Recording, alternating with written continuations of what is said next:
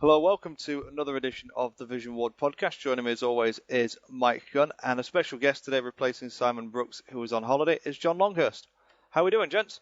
I'm all right. John, welcome to your first podcast. Yep, hello. It's good to be here. Thanks, gents.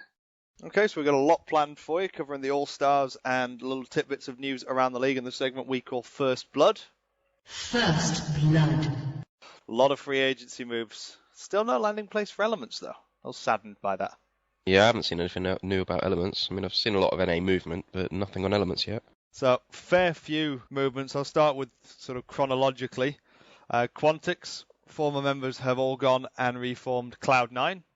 Wolves have gone and reformed Ninjas in Pyjamas. So all the starting members from Quantic and Wolves have gone separate ways, forming Cloud9 and Ninjas in Pyjamas, respectively. And Mike, I think there's been a fair few sort of free agency move-arounds in the NA as well. Yeah, there has, but I'd like to talk about Ninjas in Pyjamas for a few seconds, because that is an epic name, I have to admit. It is a good name. Yeah, in North America, we've had massive changes to CLG, and Team Man have actually disbanded. So that's quite a nasty one. But the changes in CLG are they've completely changed the lineup. Hotshot GG is now a sub and coach for their roster, and he's going to work on the business side of things. That's quite a big loss to the LoL scene in general in North America. But we do see Team Man's ex Neon Tonso, AD Carry, is now top lane for CLG. Still got Link in mid. Big Fat LP, former Azure Cats, is now going to be the jungler for CLG. Chowster has now moved to support, and as we all know, Double Lift, best AD carry in the world, is staying as AD carry, luckily. Oh, there is one other thing as well. Afromu has left and hasn't currently found a new team. Personally, I'm actually surprised about the Hotshot retiring. I thought that he could carry on. It's just a sheer shock that he has just retired. It's a shock to the game. It's a pure loss, really, because he is a good top laner. And what do you think this is going to mean for Azure Cats? They've obviously lost Big Fat LP. That is a fairly big hit. He was one of their better, if not the best player on that roster. Is this going to be the end of Azure Cats, or can they come back from this? I don't know on that one. Personally, I'd probably say they are probably going to disband, but I don't know for sure. I mean, they're not saying they've disbanded or anything, but they probably will do. All right, so let's jump into the games. What we'll do is we'll give you a quick run through the one-on-one skill contest on the new Magma Chamber map, and then we'll jump right in to the full All-Star games. The competition itself was actually really fun to watch. There were some really great plays. But for the bottom lane team combos, in the finals there was Prey and Madlife versus Doublelift and X Special, and Prey and Madlife won that one. In the finals for jungle, it was Diamond versus Insec, which is Korea's jungler, and well, we know Insec won because he's Korean. Top lane, we had Shy versus Soaz, which is another Korean, and unfortunately though, Soaz did go through. Now, I may be from EU, but I did think Shy should have deserved that one, but he did lose out on that. And then in the finals in the mid lane, we had Messiah versus Toys. Now, Toys actually did an amazing play. If you want to go watch any of these skill competitions, go watch Messiah versus Toys. It is so good. Honestly, I swear this guy sees ones and zeros when he's doing this, because he just calculated the math perfectly and won it. It's just so good. You have to see that match. And they were really, really enjoyable to watch. But let's jump into the main event. Well, the first game we've got China versus North America. And in the lanes, I mean, obviously before the lanes, nothing really happened. No invades, nothing special. It was just a nice, safe game. But in the lanes, we had Varus and Thresh for China versus Bane and Jana for North America in top. In the mid lane, we had Zed for China versus Ryze. In the bottom lane, we had Rumble for China versus a Malphite for North America. And in the jungle, we had Jarvan for China versus a Zac for North America. Okay, so is there anything on those lanes that you guys want to say anything about? I mean, we got a Zed versus a Ryze. Who do you think maybe win that? Well, personally, out of Zed versus Ryze, I would call the Zed on that one because of Ryze's short range, and Zed has just superior maneuverability over him. So I personally reckon that he would take that. Well, to be fair, it was a bit of a trap there, because Zed was actually banned after these matches because of a little bug that he had where he'd get an assist from across the map.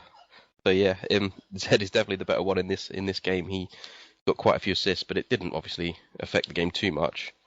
Then shortly after, we saw Cassiopeia and Karma both being disabled by Riot for the exact same reason. What interests me the most is we've seen a lot more Zac. Now that he's, players are more familiar with him since the LCS when he was first introduced. we are seeing a lot more Zac, and not to say that we called this, but we called this. Well, he has had a buff as well, which kind of helps out, and people aren't, for some reason, they're not banning him. It's a bit... I mean, I suppose he's not the biggest threat, but he is a very good initiator in fights and can survive in a 2v1 lane quite easily. Well, I just think Zac's just a huge dominant force, even in the mid lane, top lane, jungle, wherever he is. I think I found a counter pick for Zac in all this series. There's a certain Jace has been destroying Zac in every time he's laned up against him, so... I think that might be a little unfair to Zac. I think Jace has destroyed everything he's come across. I don't think he's been particularly nasty towards Zac.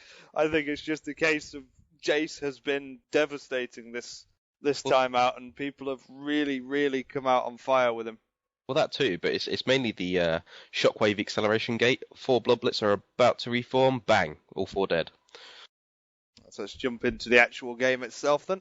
Okay, sweet. So we move in, and First Blood actually goes... It's a really good fight in the top lane here. We got Varus and Thresh go for a kill on Janna, but she dodges and dives constantly under a turret, right?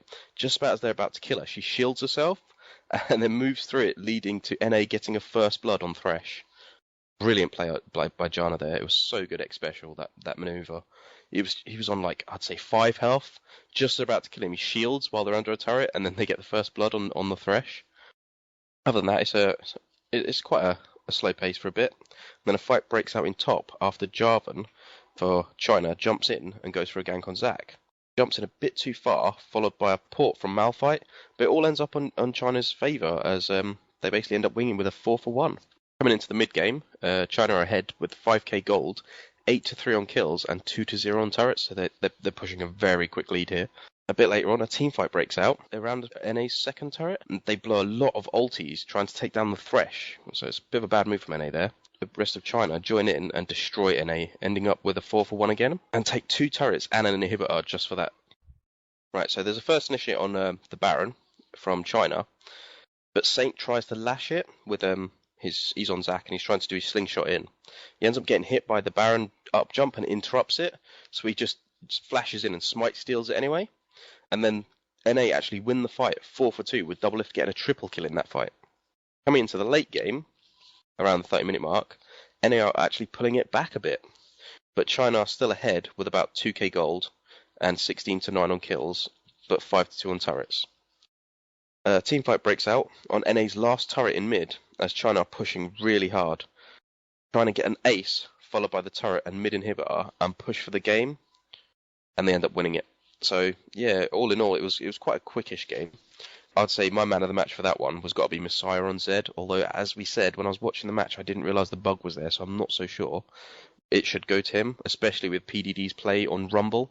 That was really good play from him. I'd agree. Let's jump into Game 2. Game 2. Well, quite interesting. We didn't see any 3-game sets at all throughout this, did we?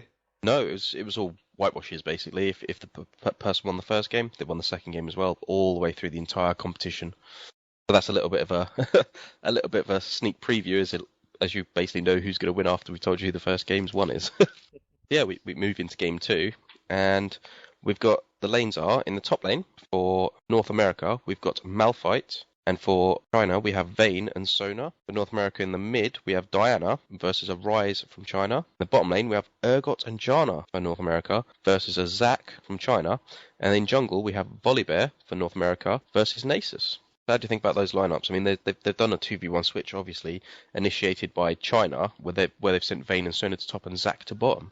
How do you think that's going to work out? Vayne and Sona versus Malphite, or Urgot and Janna versus Zac? Which do you think is going to have the better run in here? Well, personally, I'd say the Vayne and Sona against the Malphite would have the better chance because of the simple fact is Zac has a better chance of getting away with his slingshot. I think Vayne would have a better chance against the Malphite, even though it's Malphite. Obviously, he's got huge defences.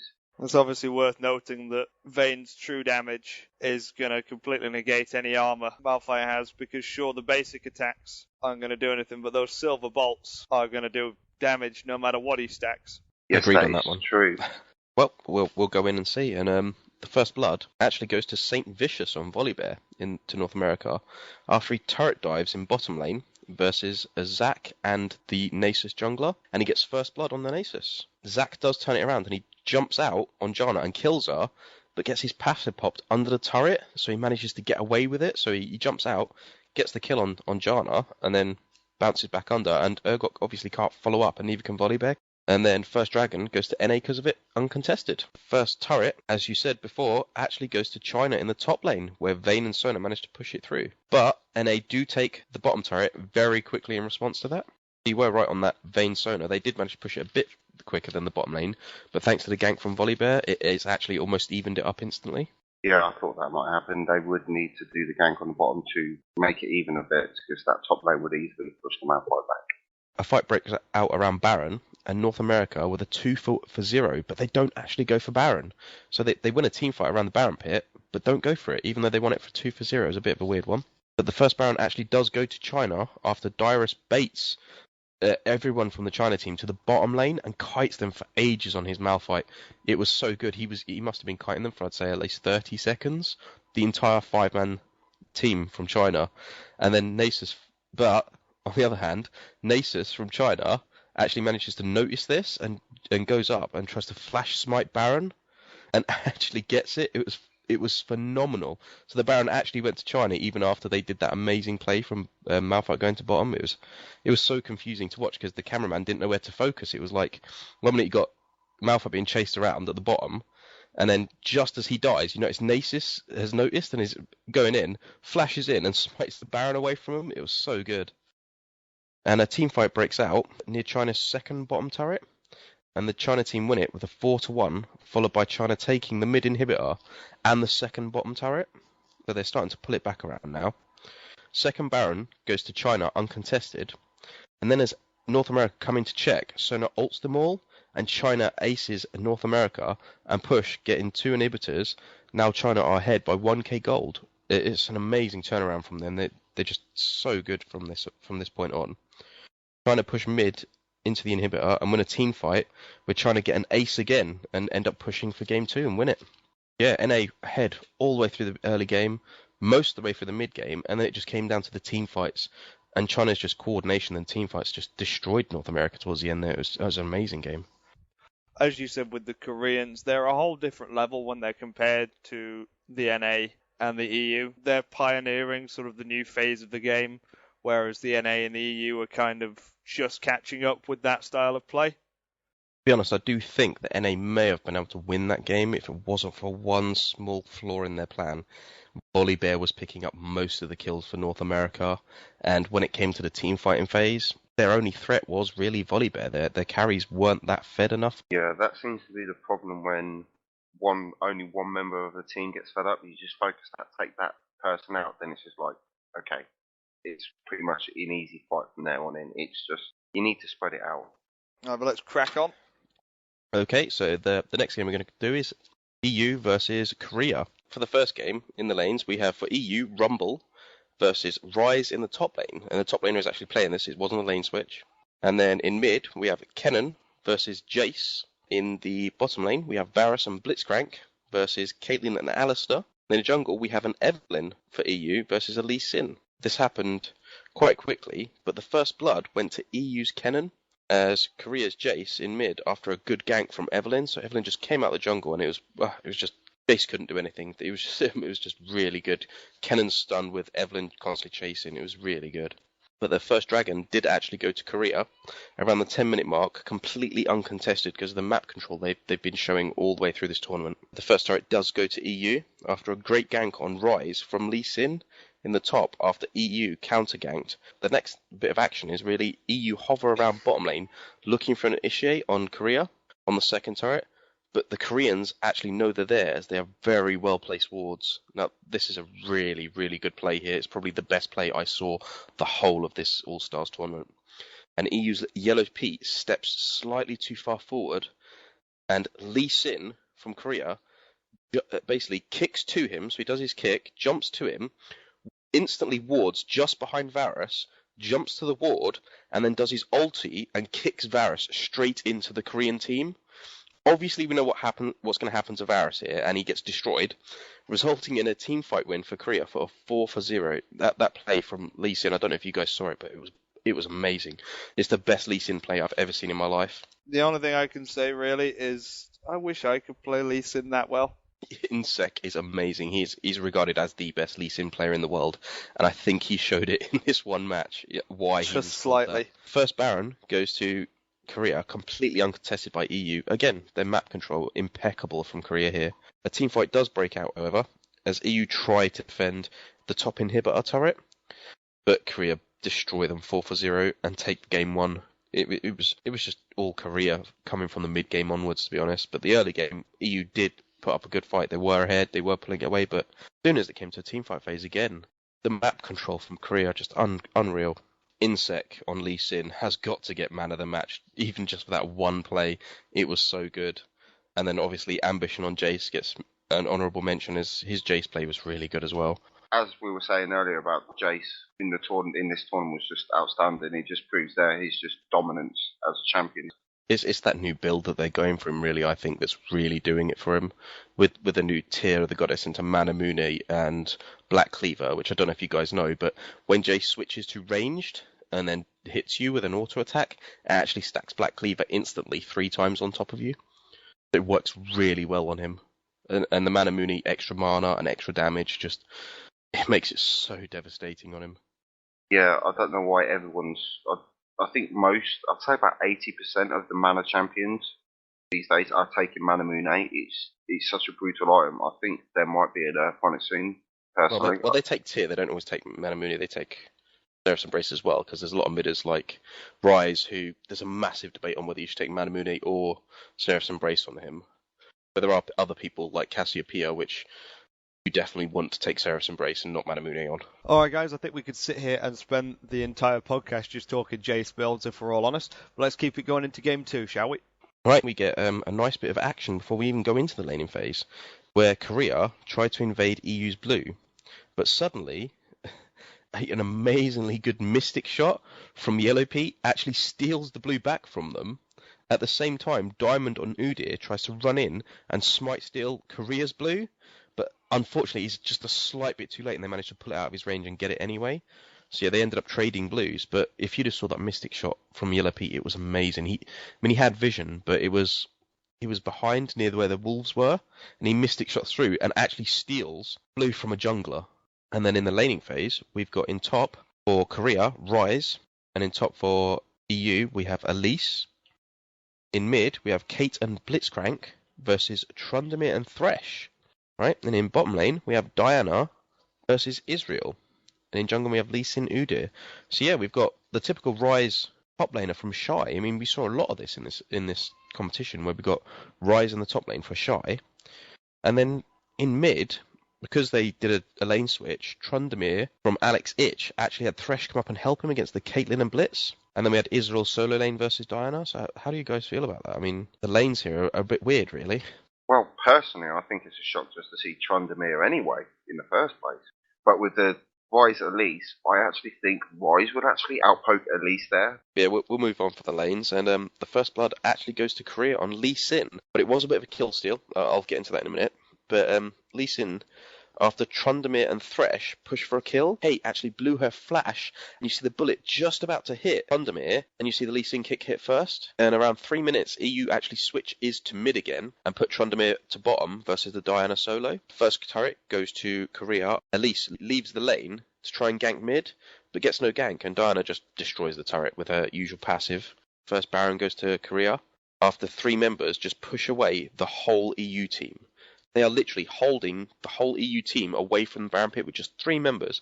They shortly follow up when, as soon as they take the Baron, they push a team fight and they score an ace, and then Korea push the top and take a second turret there as well. Coming to the late game, I'm surprised this went to a late game, and Korea are actually ahead by 15k gold, 15-5 on kills, and 7-1 on turrets.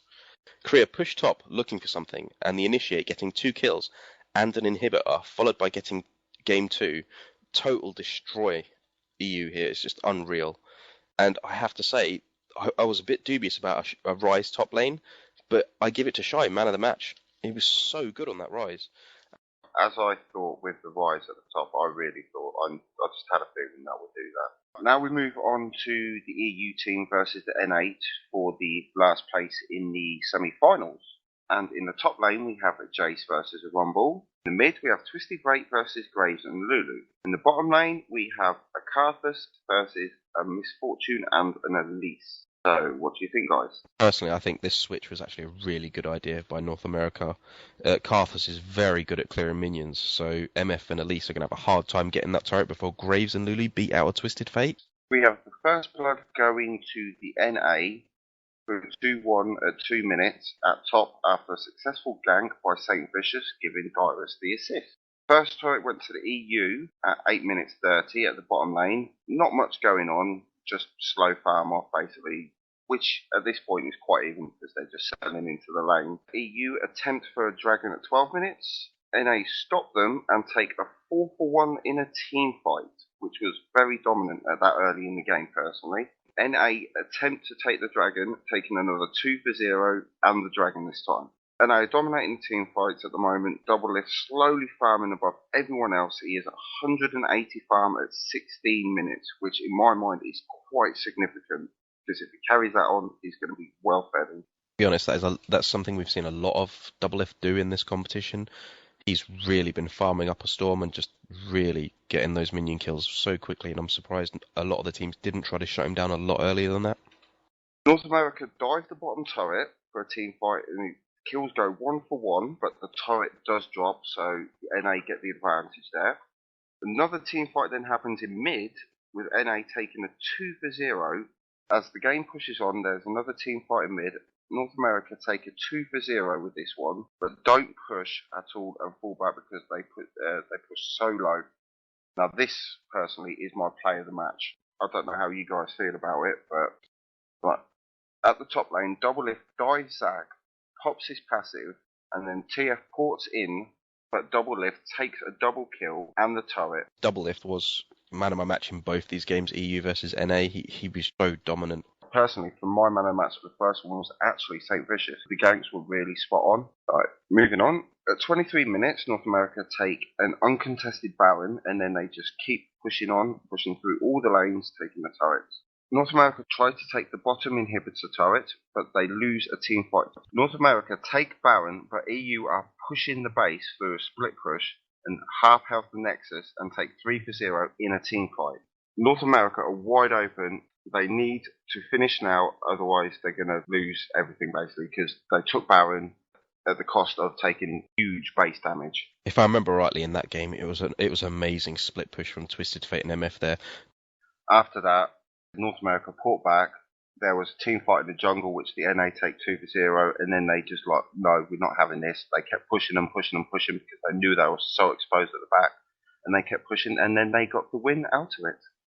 And personally, I actually thought St. Vicious, as I was saying earlier, I thought St. Vicious actually got man of the match out of that because his ganks were pretty spot on early game, which helped extend the early lead. He did practically win the game at the end there for him, because when that team fight happened and he caught Twisted Fate out with that Nautilus hook, and they pulled out a 4-4-0 with it. Moving on to the second game.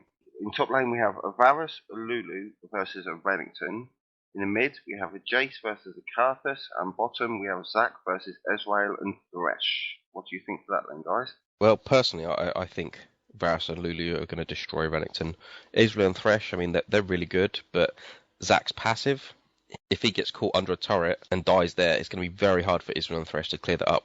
Right, as we're moving into the game, EU take the first dragon uncontested, and the kill in the bot lane. There's a 3v3 in the bottom lane, but only ends up a 1-for-0 to the NA. EU take another dragon uncontested. Both teams are taking it slow as they jump in and take a 1-for-1 and the mid turret. Now, at this point in the game, it's basically going slow. It's really slow. Yeah, coming into the mid game, it was just ridiculously even. Yeah. What it was just basically a farm off, and then there was just at one point, one defining moment in this entire match that I thought that was just exceptional. Yeah. It was just team fight after team fight, really, until there was a team fight near Baron where EU started, but North America pushed them off, and then Doublelift just comes in, takes one, takes two, gets 3 kills, then pops 2 Guardian Angels on the other 2 people, and then finishes them off for a pentakill. Pentakill! He managed to train well their entire team. It was amazing play by Doublelift there. You can't overlook Doublelift, especially on an Ezreal in a blue build. No, It's you just really so can't. deadly. I mean, at one point, Doublelift actually chased someone down the river and then come back into the fight to get the other kill. NA then going for the third inhibitor. EU initiate the fight. NA get 4 for 2 and then push for the win after a very boring early game. But the late game was outstanding. You couldn't call it either way. Pick the man of the match who's got to be Doublelift with that penta kill. It was just absolutely outstanding. I know that game was a very long game to watch, but I was on the edge of my seat the entire time. It was so back and forth constantly. It was NA win this, EU win that, NA win this, EU win that, Alexic kills this, Doublelift kills that. It was so good. Moving on to the South Asia game versus China. In top lane, we have Rumble versus a Caitlyn and Lulu. In mid, we have an Orianna versus a Karthus. And in bottom lane, we have a Kha'Zix versus a Thresh and a Varus. What do you think? Well, personally, I think Rumble is a great 2v1 laner, especially when you take blue elixir on him. So it's going to be very easy for him to keep them back versus the Kha'Zix, who can't really clear minion waves properly till level 6. So I do think Rumble's going to hold the lane a lot better than Kha'Zix. And Orianna Karthus, it's debatable, but Orianna, in my opinion, is a bit of a counterpick to Karthus. The range on her balls and stuff. All in all, I think Southeast Asia would surely pip this game in the laning phase anyway. Okay, starting off. First turret was taken at 6 minutes 30 to China, and as they were backing out of after taking the turret, got a gank coming in, and then the first blood was taken to China, which resulted through a well-timed Requiem from the Karthus. And then Southeast Asia take Dragon at 9 minutes, uncontested.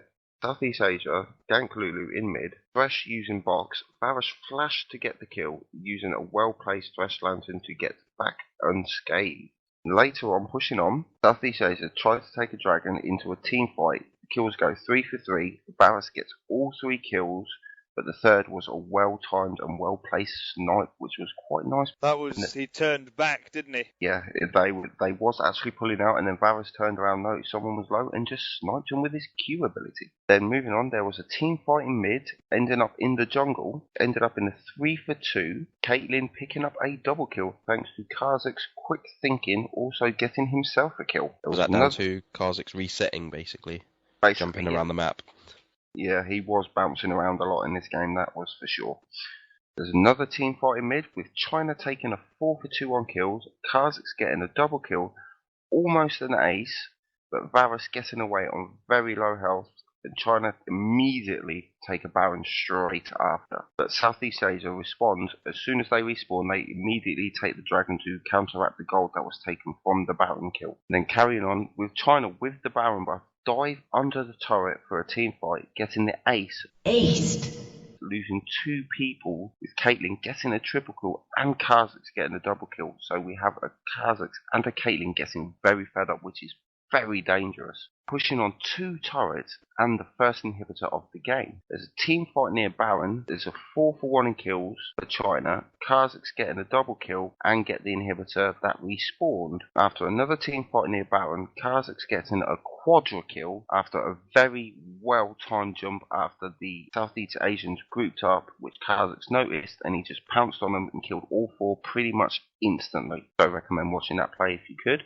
And then from that, after the quadra kill, China push on, and then they get the ace, and they push for the win for 1-0 to China. There wasn't really much going on in the game, just China just pretty much dominating them. My man of the match definitely goes to Kha'Zix on that one because of that quadra kill. It was just amazing how he just pulled out, pulled back in, jumped them, and got an instant quadra kill. It was amazing. To be honest, I was expecting China to win this one against Southeast Asia anyway, as they came in as the underdogs, Southeast Asia. Moving on to the second game, we have in top lane, we have a Varus and a Zyra for Southeast Asia against a Rumble for China. In the bottom lane, we have a Jace versus a Graves and Thresh. In mid, we have a Kha'Zix versus a Diana. What do you reckon, guys? I did notice that Southeast Asia banned out the Karthus and then basically picked out Kha'Zix. Stop China getting those picks again, because obviously they were so devastating in the last game.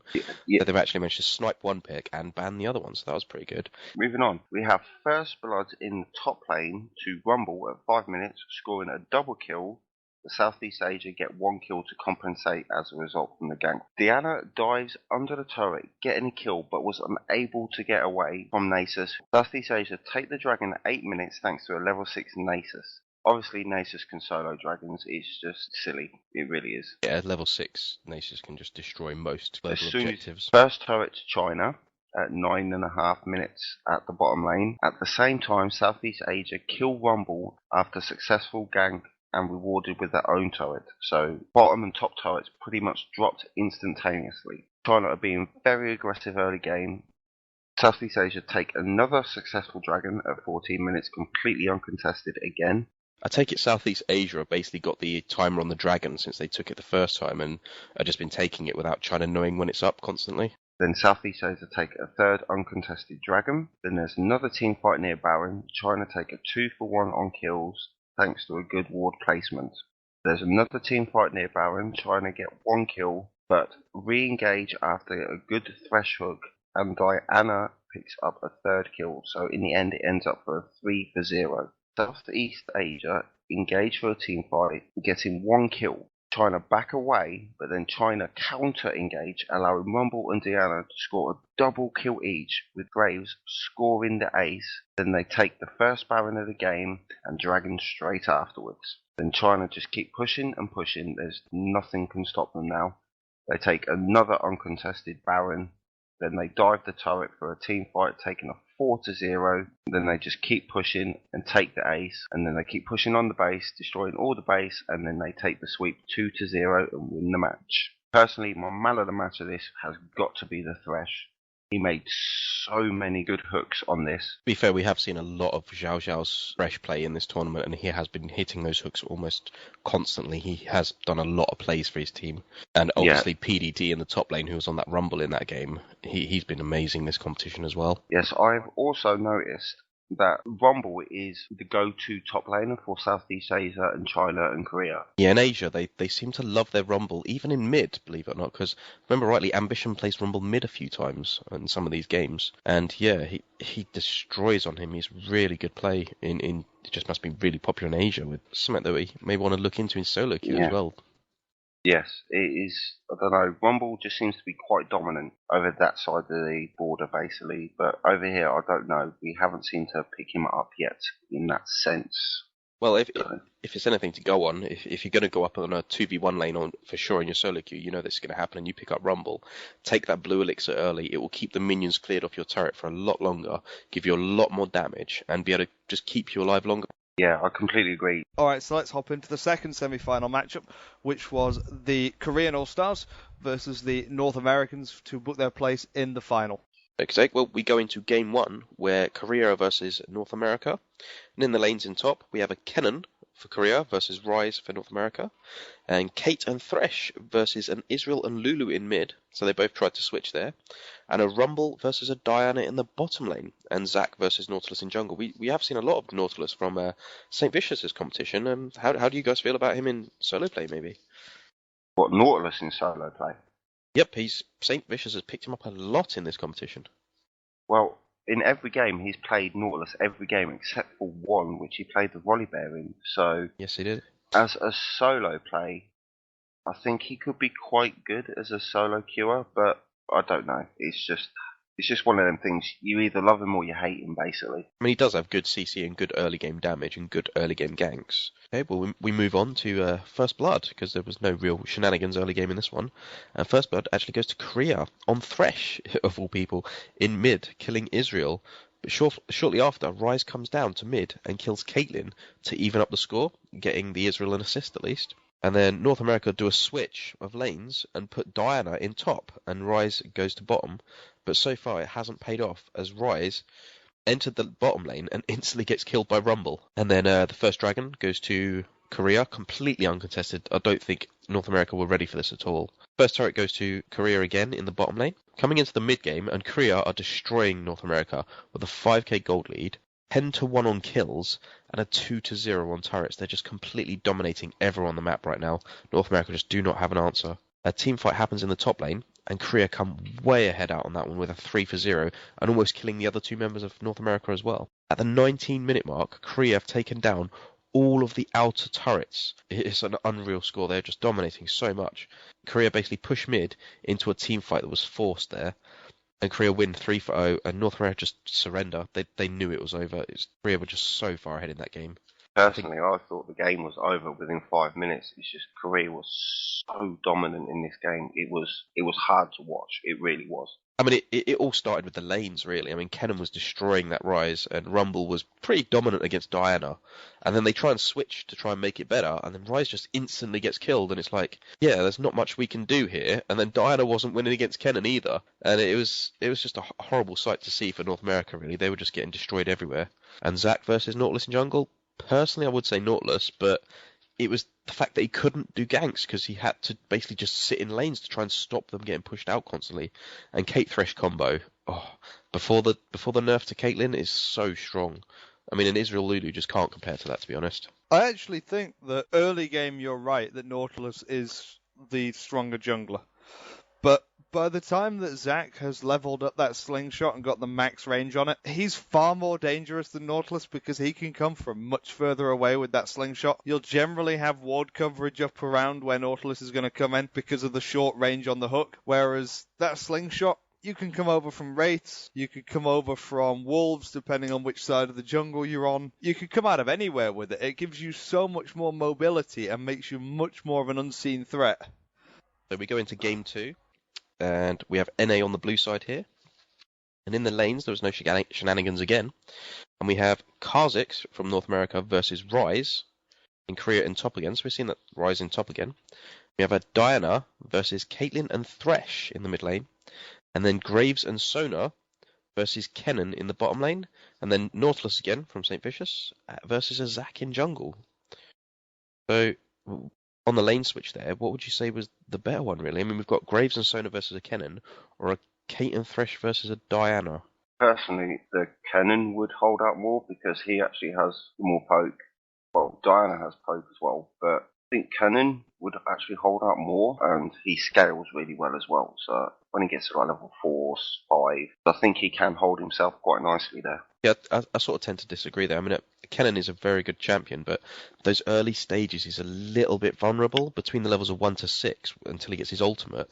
He doesn't clear minions that quickly. He's only really got his Q to harass with usually. As soon as he hits 6, though, he becomes a big threat when he's rushing your team. Whereas Diana has a shield that AoEs, she has her passive that AoEs, and she has a Crescent Strike that also AoEs, so clearing those minions should be a little bit quicker. And Graves and Sona aren't known as their best turret pushing comp in the game. I mean, I know they're pretty quick. Kate and Thresh are a little bit faster at pushing usually. So if Diana gets hooked, she's dead. As where Kennen, he can constantly keep poking. Yes, he can't take out the minions, so he won't get good farm, but he can leave them to the turret and just get a few pokes here and there, but he can poke out their champions. That's the whole point of a switch, though, really. The solo laner needs to clear those minions so he can keep that turret alive, while his AD and support are killing the other turret so they can switch back as quickly as possible and keep up that pressure because they get first turret and they're still keeping their farm up. True, but I just think Kennen would easily be able to just outsustain. Okay, well, we'll go into the game, and the first thing that happens is actually the turret goes down and North America win it, followed by an amazing gank from Nautilus with Graves and Sona to get a kill on Kennen. And then first dragon goes to North America, completely uncontested, as beforehand Diana jumped Kennen, followed by a flash from Nautilus into a hook, just missing Kennen, as Kennen also flashes, barely escaping with his life. So I was completely wrong there about the Kennen. Whoops. It's alright. I play Kennen and Diana, and I just know Kennen's really squishy early game, and Diana's not. And then a team fight breaks out in the top lane. Korea pull it out just with an ace to 4. Yeah, it's an amazing fight there. It's a really good fight if you want to see one. Is Korea only just win that. The first Baron actually goes to Korea, completely uncontested, as North America had no vision, as basically what Korea did is they all jumped from their side of the map over the wall rather than going through the waterway and took the Baron out, and North America had only warded the waterway. So yeah, how Korea knew those wards were there, it was unreal, and they managed to take an uncontested Baron from it. That is actually quite surprising that North America didn't actually ward the Baron there. That is unusual. I mean, the characters that Korea are using, yes, it's quite obvious they could do that because they have the Thresh that can jump in there. They have the Zac that can bounce in there. They have the Caitlyn that has the range to pretty much just shoot it from the other side of the wall anyway.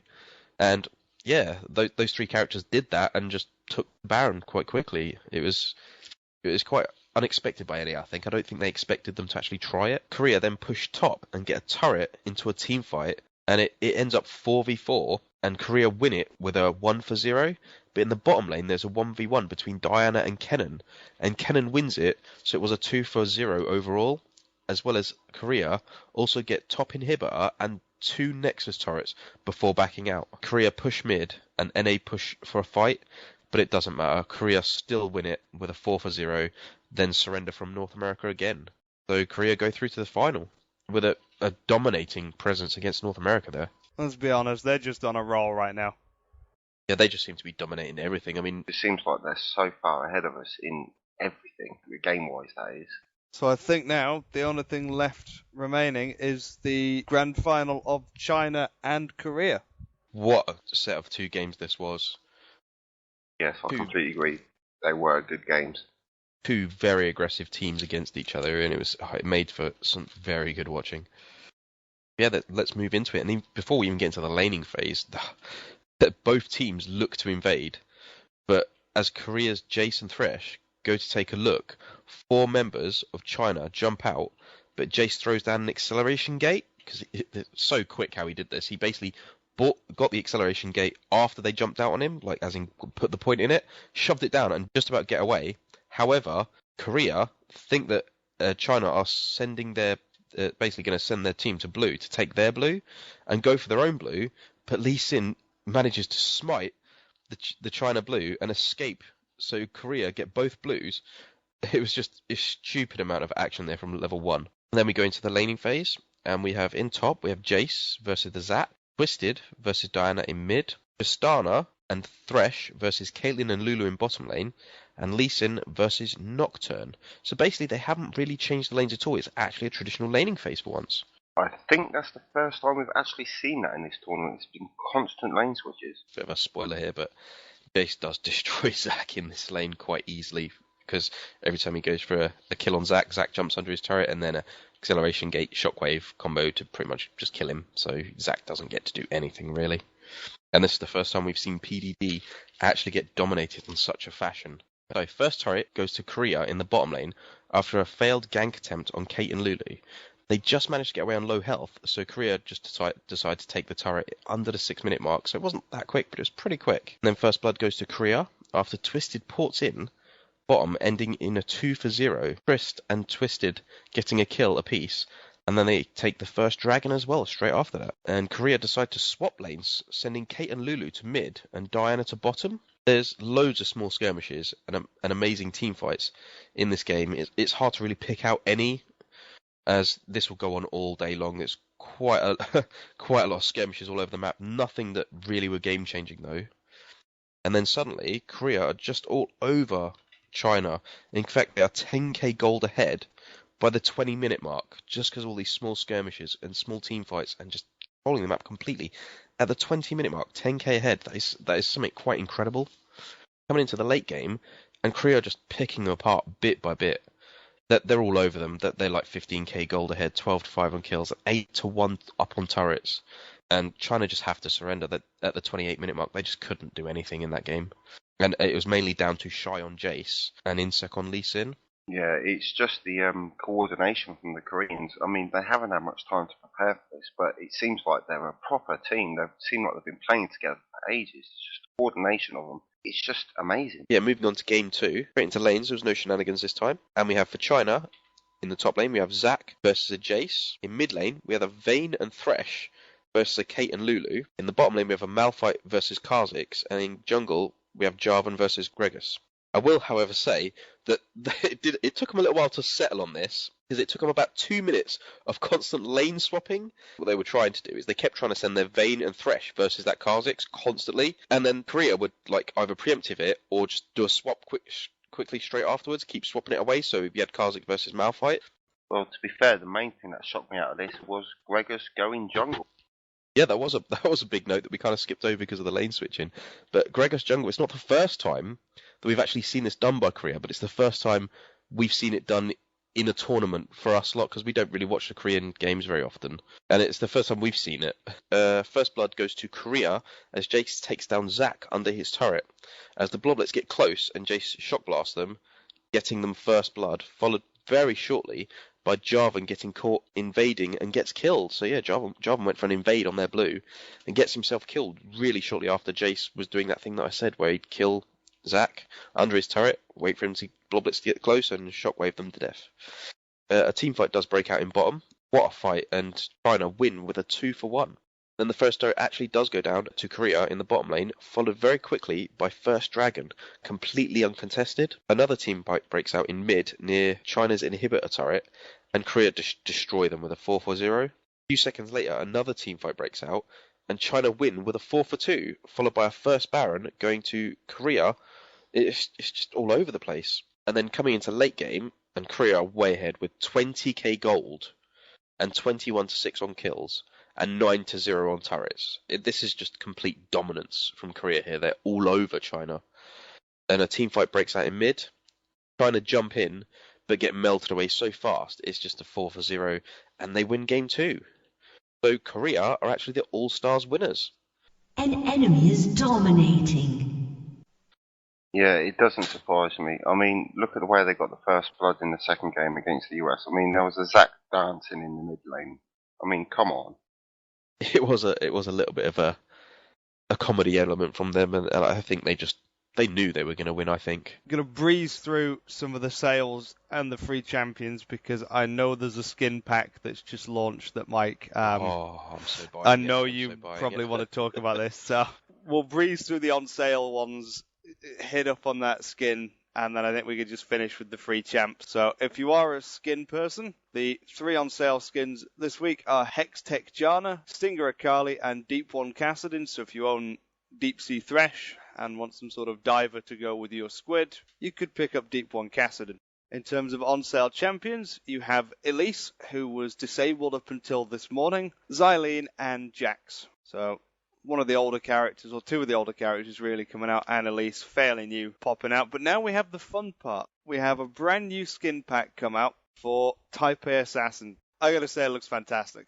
I don't like skins one bit. I'm not a fan of skins, but even I looked at these and went, okay, I like the artwork. Yeah, I mean, we saw these coming out ages ago when Taipei beat Azubu in the finals, and yeah, we knew this skin pack was going to be made, but actually looking at them, they are so good. They really are, and you could buy them in an actual bundle to get the champions if you don't own them, as well as the skins. I mean, it's a bit on the steep side, but I own all the champions, so it's actually really good for me to be able to just get all these skins in one, because I really want most of them. Yeah, I actually agree. They are really good. My favourite of the skins, though, personally, has to be the Mundo and the Ezreal. I think they look so good. My personals are Nunu and Shen, because the Yeti looks amazing, and, well, Shen's bats just look so good. I was going to say, for me, give me the Nunu every time. He's just... having the Team Monster logo as the Yeti is just awesome. There is something I'm wondering, because I haven't seen it yet, but Mundo is actually, instead of a cleaver, he's holding the Champions Cup. Does he actually throw that at people to like a cleaver? Does anyone know, or...?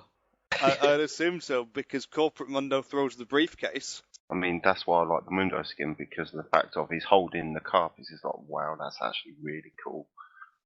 So the free champions for this rotation are Evelyn, Malphite, Mordekaiser, Rumble, Soraka, Syndra, Talon, Urgot, Varus, and Vi. So do you think there'll be a fair few people picking up Rumble and having a go?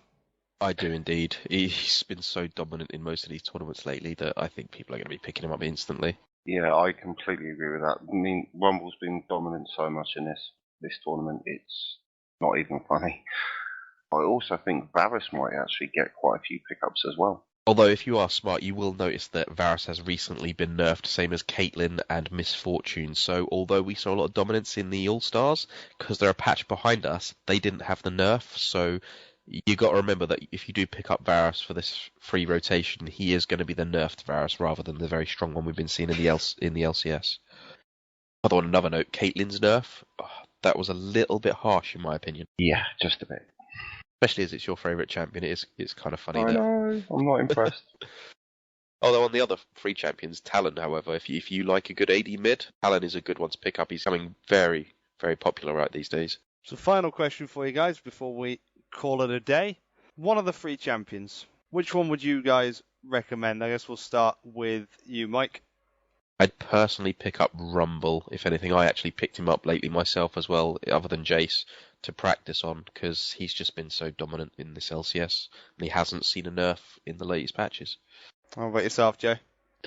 Personally, out of all the 3 ones, I would either go Rumble or Malphite. But because Malphite's near enough always permabanned in PvP, I would actually have to go with Mike on this one and say Rumble myself. Okay, well for me, it's going to be Vi. If you play jungle or play top, she's one of those that can do both. You could build her bruiser, you could build her as sort of a semi-assassin, you could build her pure damage. Her clear speed post level 6 is just stupid. Although you do have to watch out for on the PvE server, they are planning to nerf her. They are But indeed. a little bit. She does need it, to be fair. Goodbye to Hotshot GG. You're going to be missed, mate.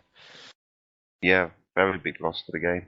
I sort of have a vision of Hotshot GG sort of standing there shaking his fist saying, "You haven't seen the last of me." I could imagine him doing that, but it would be a Malphite fist or a Niddly spear. Okay, guys, well, thank you very much for your time. Special thanks there to you, John, for jumping in at the last minute, and thank you for listening to Vision Ward. Your team has destroyed an inhibitor.